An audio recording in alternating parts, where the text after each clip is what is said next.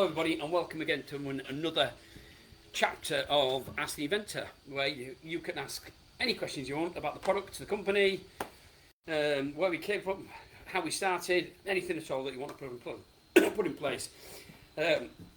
We have had some questions submitted earlier, and our trusty marketing team over here are going to ask us some of those questions. But if you've got anything you want to put in the chat in the meantime, just fire them in and we'll see what we can do. So, shall we kick off with a few questions? So Larry has asked, what type of electric heating do you recommend? Well, obviously I'm going to say ours, but there is a variety of electric heating on the marketplace. Electric heating is not all the same. There is fan heaters which warms the room up quickly, but as soon as you switch them off, the room goes cold again. There is radiant heaters that radiate heat out, that fill the room up from the top down. All the warm air goes up there, all the hot air goes up there, and eventually you come down and there is convection heat, which actually pulls the heat at the bottom, if it's true convection, pulls the cold air in at the base, passes it over the radiator, warms it up, and then distributes it into the room for a more even spread. But it all depends on your property. But I would go for a convection radiator in most occasions, a true convection radiator. Any more? So Chris has asked, how much is one radiator? Well, it all depends from commercial and domestic, to be fair, because we are a commercial business as well, and we do have commercial customers. But generally, you're aiming around about the 800 mark, £800. Yeah. Gordon has asked, I just wanted the size of the radiators and the kilowatt per hour and the price, please. He already has gas central heating, but has 3 extra rooms in his extension, which he'd like to use our radiators for. Fantastic, and I'm quite sure they would do a really good job for you as well. For a list of prices and a list of sizes, you could give us a call into the office, or one of the telemarketing team or sales team that are out there would help you with that. Alternatively, if you want to take advantage of our free service where we can pop round and see the property, we can measure it to come up with what is going to be the best size radiator for the room. It's a free service, it doesn't cost you nothing to do, and we'll let you know there and then what is the best size radiator for your rooms to be heated. So Michelle has asked, is it true that the Neos thermostats only last 3 to 5 years, and how much does it cost to replace them? Again, it depends on use. If it's depending on where it is in the property, bedrooms don't get used that much as living rooms and other places. It comes with a 5-year warranty, does the protostat that fits onto the side of the radiator. We have known it go a lot longer than that, and we have known it go a lot earlier than that, but it is an electrical component at the end of the day. I'm not going to make you any promises that it's going to last forever, but it's generally around about £55 to £100 to replace it depending on where you are in the country. But normally what we will do is we'll replace the whole side unit. We won't mess about in your house detaching thermostats. We'll normally just replace the whole side unit for you. Any more questions? So we've got quite a big question from Dennis. Oh, okay. So Dennis has asked, is it more economical to leave the heaters on overnight at a lower temperature than the day temperature, or, as they're doing right now, turning them off at the end of each day when the rooms are unoccupied? Good question. It's a good question, and it's got a lot of answers that could make up what is going to be right for you. And I don't want to get too technical with you on this one, so we'll keep it really simple.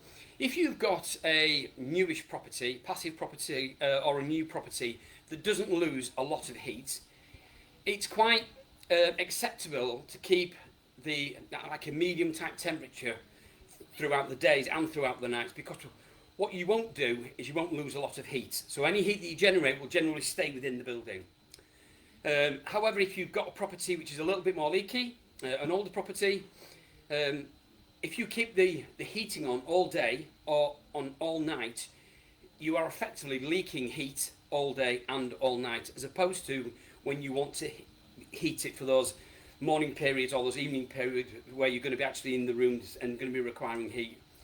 I would recommend for most people keeping it at a 10 degrees, 12 degrees, 13 degrees, somewhere around that area, and then only using it when you want to, in those high points where you're going to be breakfast, where you're going to be coming up from work, you're going to be sitting down on an evening and using it on those. Because it's far easier to get from, say, 13 degrees up to 18 degrees than what it is to go from 5 degrees all the way up to 18 degrees. Yeah, difficult question, but I hope I can simplify. If you want any more information after this, just put a little note in the chat and I'll ping an email back to explain a little bit more if you wish. Anything else? So Tina has asked, what's the most unusual place a Neos has been installed? The most unusual place? Well, I can come up with, from my knowledge, two places. Number one, it was on a barge that went into the water. Somebody bought one of our small radiators that went in there and it worked perfectly well. And the second, probably the most unusual place where we installed 15 2.5 kilowatt radiators was into a millionaire's lodge in Switzerland that glass fronted and overlooked the whole of the Alps and all the snow and all that area. It was for an entertainment company that wanted to provide it, and it was specifically built just for one meal that was put in place. It worked so well, they wouldn't let us have the radiators back. Yeah, they're the only two places that I think are quite unusual. Howard has asked, what's next for Trust Electric Heating? We've got lots of things planned for 2026 and 2027. Lots and lots of things. What we have got is potentially 3 new product launches that are coming out in first quarter 1 and quarter 2. That's the first 6 months of the year. And again, they're again born out of pains for customers that we're trying to fix and put in place. Some of them are tariff-based, and some of them are technology-based, and some of them are actual physical mechanics of how the radiators are put together to deliver different things for customers. But they're coming out soon. So Val has asked, how much are the smaller radiators? Again, back to my previous point, you're normally hitting around about the £800 mark for a radiator put in place. But there again, if you look at the whole life cost of the unit, it's there for 25 years. You should really never replace it. It's not going to rust on you. If you do damage it, it is modular. You can swap parts out, like lids and various things like this can just be popped off, and sides can be, this side it is, sides can be broken away and taken away. So you can do a full swap out on the radiator to make it look as it was on the first day that it was ever delivered. Perfect. So we've actually had a comment from somebody watching, and they've got a bit of a query for us about their current situation. So Eddie has said, I have night storage heaters with Octopus Snug tariff, and he says they're terrible. Some nights they come on at 8 p.m. while he's still up and use most of the heat before 11 p.m. when he goes to bed, so he's cold, and then he has to put the heaters on at a day rate in order to keep warm. Wow. He wants to know, do we do night storage heaters, and what tariff do we recommend? We don't do night storage heaters. We replace night storage heaters if that's what the customer wants. I'm not familiar with the Snug tariff, to be fair. I do know the normal economy 7s, which do cheaper electricity from 12 o'clock at night until 7 o'clock in the morning, or the economy 10s, where you get 10 hours of cheaper electricity spread throughout the day. However, on normal tariffs, like the Cozy tariff, for example, they do offer, through Octopus, they do offer 8 hours of 50% reduced energy, which can be quite useful because it is spread out in 3 chunks during the day. Morning, tea time, and there is 2 hours on the night time as well, 10 till 12. So if you're coming off night storage, there could be a potential to go in for. So we've had another comment in the live, and this is from Alfred, and he's asked, on average, how many kilowatts per hour does the average heater use? Again, a very tricky question. Alfred, well, thank you for that. It all depends. If you've got a 1 kilowatt radiator and you've got an airtight property, you're going to be using 1 kilowatt within an hour or less. You use less because it is so airtight. But if you've got a really leaky property, you're going to be losing 1 kilowatt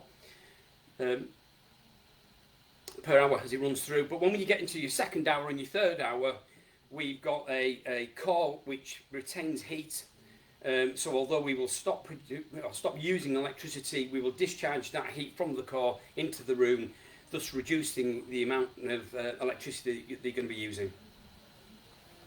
Any more questions? This is exciting today. So Russ has asked, my main question is why do the blue lights have to be showing all the time? And why do the heaters click?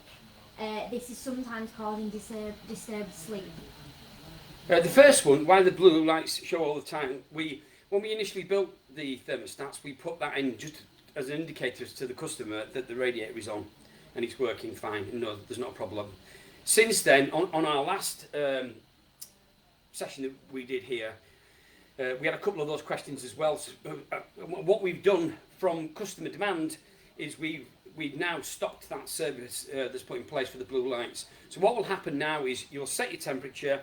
If it's in a bedroom scenario where I believe it can be annoying, you'll set your temperature. You'll have 15 seconds of dim, and then you will have 15 seconds. It will go dim, and then after another 15 seconds, so a total of 30 seconds, it will go completely black and it will black out. So you won't have any blue light into the rooms whatsoever. And that won't be coming out because we've obviously got stock that we're moving through as we do. That won't be coming out for a few weeks. However, if you do again call in, then we can replace those for you. But just give your name and your details to the girl. Let them know that you're on this session, and we'll when our engineers are en route, we'll come and swap it out for you or do something to change it for you. What was the other part of that question? Why do the radiators click? It's really difficult. We think it's the batches of aluminium that sometimes come out.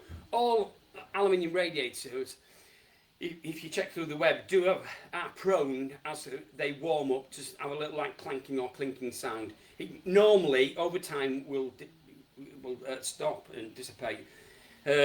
And it is just how the metal is put together. Sometimes it puts very close. All of these things are built by hand, so there's no machine putting all these together. So you don't get it all the time, and you won't get it constantly. It will eventually with time just fade away. So my answer there is just bear with it a little bit if you can.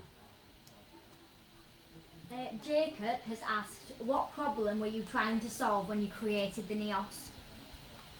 The problem I was trying to solve, I worked with two other German heating companies, electric heating companies that produce radiators, and I also worked when we first set up the company, which was Trust. We first set it up as Northern Heating, and through working with those three businesses, I found that there was commonalities and faults with customers, where they would ring us up after a couple of years and say, I've got one here, but you can't really see it. I've got rust building up onto the radiator. This is generally due to the laser cutting and the spraying and the fact that it's made of mild steel, which does rust. And if you've got damp, humid atmospheres, then it will speed up a lot. And various other problems that customers had, where they got discoloration, they were very heavy to use. If it got damaged, there was no way of replacing the part. It was a very complicated, and they were paying a lot of money for these radiators and these solutions. So we effectively got all of the bad that we've got from customer problems.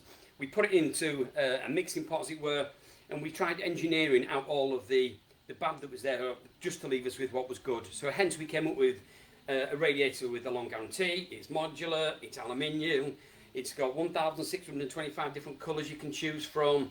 It's got all of these things that we found bad in the previous radiators. Those radiators still exist today, and we used to sell them back in 2013, 14, I think it was, 15. And we still support those customers if they come up and they give us a call. But now it was time to move on with something a lot better than what was had then. At the time they were the best they were, but not anymore. Any more questions? So Mark has said, hi Scott, can you tell me the best app to download to use the heaters, or is there a QR code that you can scan?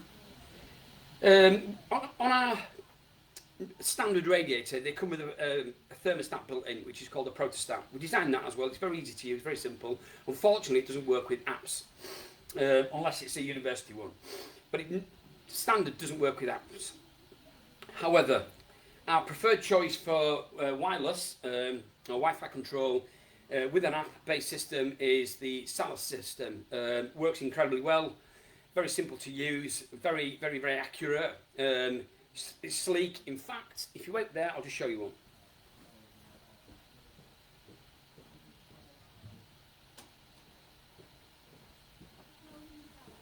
Here we go. This is the Salas system. You can see it quite close.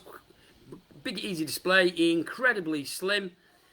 Simple buttons across the bottom to use, and this is our preferred choice. 24 degrees in here, but we are a heating company, so you'd expect that. So yeah, very easy to use. And it just charges like it does your phone at the bottom there. I don't know how long it lasts. I think it's about 6 to 12 months. But a very simple and easy system that can be used. And this is our preferred choice. And it comes with an app. You can, yeah, it's a great piece of kit. It really is a good piece of kit. Any more questions from the lovely marketing team? So Christine has asked, why did we use aluminium? Why did we use aluminium? The simple one was rust. Rust caused a great problem. What we did initially, we were going to use a product called Zintec, which is a mild steel that has a coating that stops it. But unfortunately, when you laser cut it, it's not guaranteed that you won't have a little bit of the mild steel still exposed, therefore get rust again. So to eradicate all them problems, what we did is we went down the aluminium route. And to prevent any surrendering of alloys, because aluminium's got a strange property, when it's presented up against other metals, they surrender their aluminium, their alloys inside, and they weld themselves together. So to do that, all components that touch the radiated aluminium, we've got zinc coated, which stops that process from happening. So you should still be able to get the screws out in 25 years' time because of that zinc coating that we put in place for it. Mainly rust though. Jamie has asked, can the Neos work well in rooms with high ceilings? Yes, it can work really well. It's not a radiant heater. So if I explain to you the two sides, you've got a radiant heater, which warms up, gets incredibly hot, and then the heat comes away from the unit and it rises to the top, to the ceiling. And then you've got a convection-based, a true convection radiator, where it pulls the cold in at the base, passes it through the radiator, as I said before, and pushes it out into the room. So it creates this circular motion. And by doing that, you effectively have less stratification. And stratification is broken up into like hot air up there, warm air here, and cold air at the bottom. Because it mixes it very well, the comfort for the customer is a lot better. And it works very well in high ceilings. We do churches and we do village halls and places like that where we've had great success. Luke has asked, what kind of maintenance does the Neos need? Pretty much no maintenance, to be fair. We have no actual moving parts within the whole of the radiator. But we do have something called a Trust Care Package. And the Trust Care Package is a monthly thing that people pay. It's got great benefits with it, where we will visit the property once a year, amongst other benefits it has, but we will visit the property once a year and we will test and make sure it complies to CE standard and everything is still working inside. What it also gives you is once a year you can swap out the whole outer casing of one of your radiators. So if you have 5 radiators in the property and you left it for 5 years, at that 5-year point you can contact us. We'll come and replace the lids, the side, the front and all the radiators, turning them back to brand new effectively, and then you carry on using the product as needed. Tracy has asked, can the Neos work with solar or off-peak tariffs? Yeah, it can work with solar. Electric's electricity no matter where it's generated, but yes, it can work with solar. It can work with like your economy 7 times tariffs by warming it between 12 and 7 o'clock.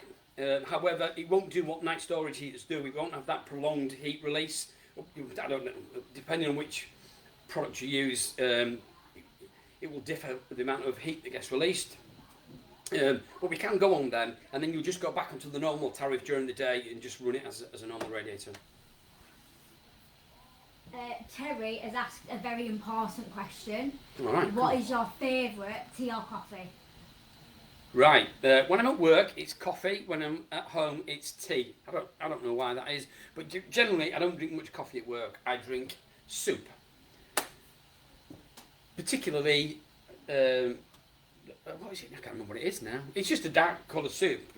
I have over there anyway. It's just soup. I just drink soup. I won't go on to the fact that I put tuna in it and everything else, but it's soup. Yeah. Damien has asked, what's been the hardest part of bringing the Neos to market? Ooh, difficult one. It's always hard bringing a new product, a new brand to market, but we've got a phenomenal marketing team that push the brand incredibly well. From a commercial perspective, without getting on my soapbox, it's just policy. That's one of the difficult things that we suffer. Lots of other companies do, but it's just policies that have not been put in place to accommodate innovation within the entrepreneurs within the UK. But we're working on that. We are working on that. Robert has asked, who is the Neos best for and who is it not right for? The Neos is best for everyone that wants electric heating in their property.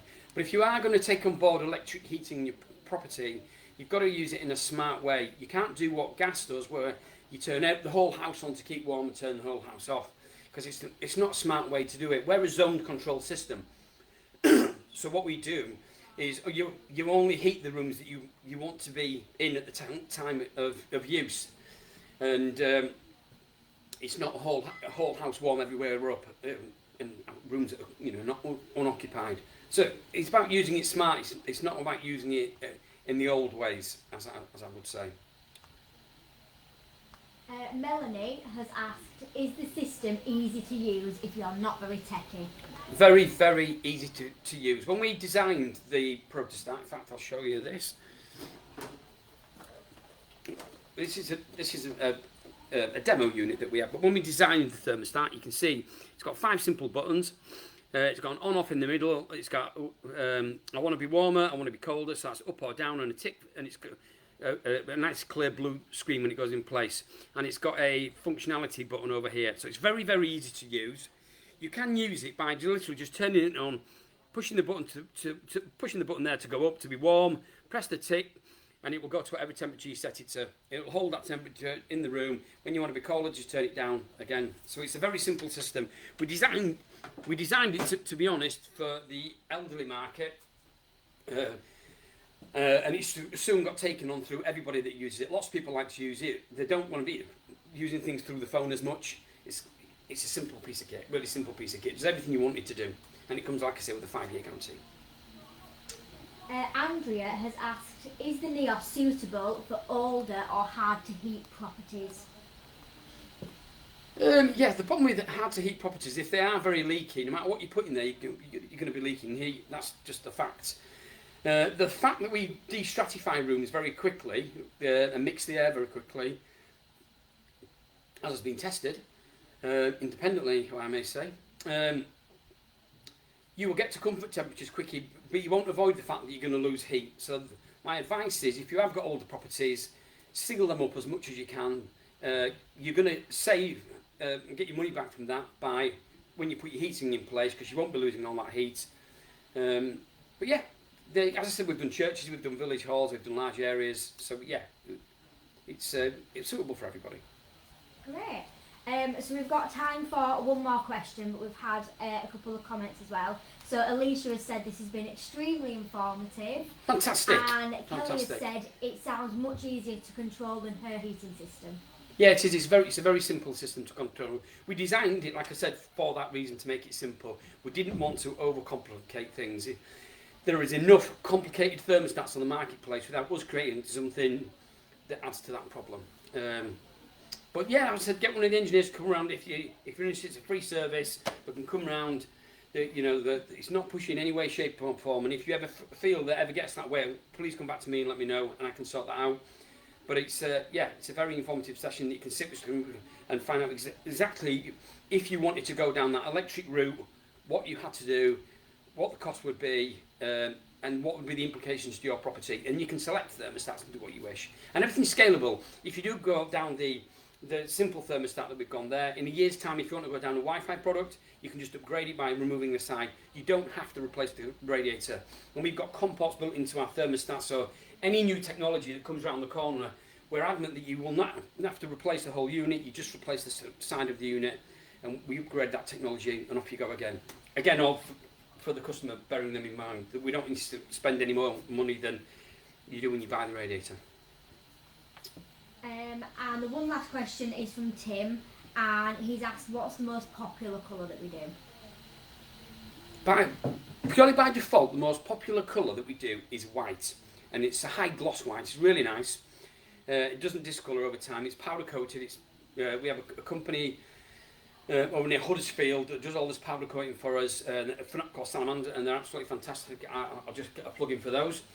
But probably the second most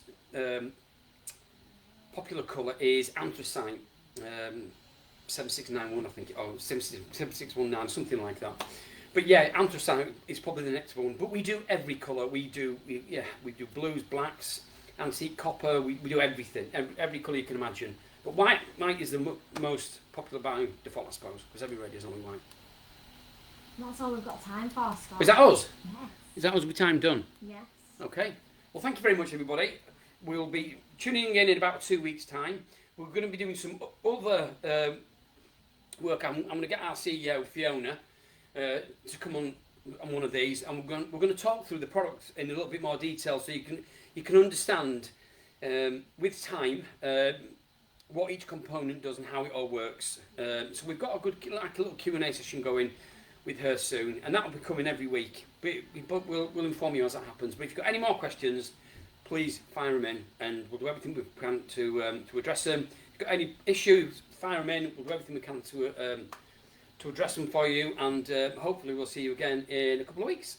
So thank you very much.